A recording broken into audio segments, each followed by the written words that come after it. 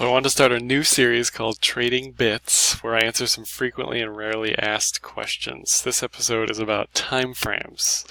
One of the most common questions I see being asked, or am personally asked, is which time frame should I watch? And the answer is, of course, the right one. So this is actually a really great question with a complex answer. So things you need to consider are your risk profile.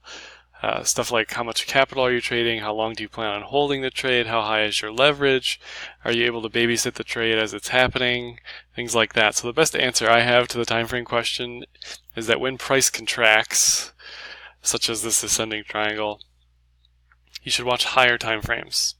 And when the price expands, like on a breakout, such as the breakout of the ascending triangle, you should watch lower time frames.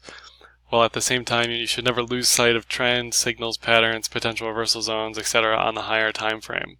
So this is an example of the monthly Bitfinex chart. You can see here, you can see the tweezer top here, you can see this sideways chop action that was all of 2015. You can see the support becoming resistance. You can see the resistance becoming support here. So if you're someone like Tony Gallippi, who's CEO of BitPay, who has taking these massive positions, most likely, you can just open your long here and set it and forget it, okay? But if you're not somebody like Tony Gallippi, and you're using high leverage with a small purse, you probably want to zoom in a little bit, because the monthly, while it's going to give you signals, it might not give you the best entry. There might be not enough to watch on the monthly. So let's go to the weekly. Again, the ascending triangle, I just keep bringing it up because it's such a great example of how to effectively use time frames.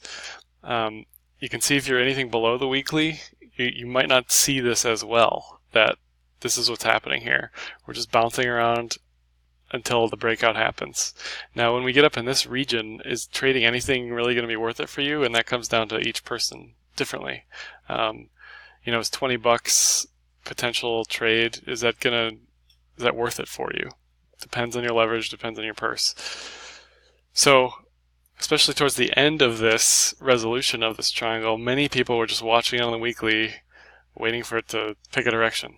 If we zoom in, this is the daily. You can see there's a lot of stuff happening here, but overall, generally, it's all about the triangle, And you can see why this was such a great short entry signal when we broke this diag. Because of the time spent building this diag. Obviously this short didn't pan out amazingly, but it was a great short entry signal.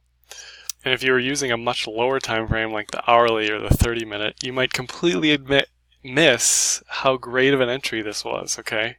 So let's take this example. This is the current 15-minute Bitfinex chart. You can see this is a bunch of garbly-gook sideways mess, no clear signals, at least on a naked chart here, as far as what's really going on. You can see we've kind of hit a local bottom area. So yeah, let's zoom out. Let's go to the 4-hour.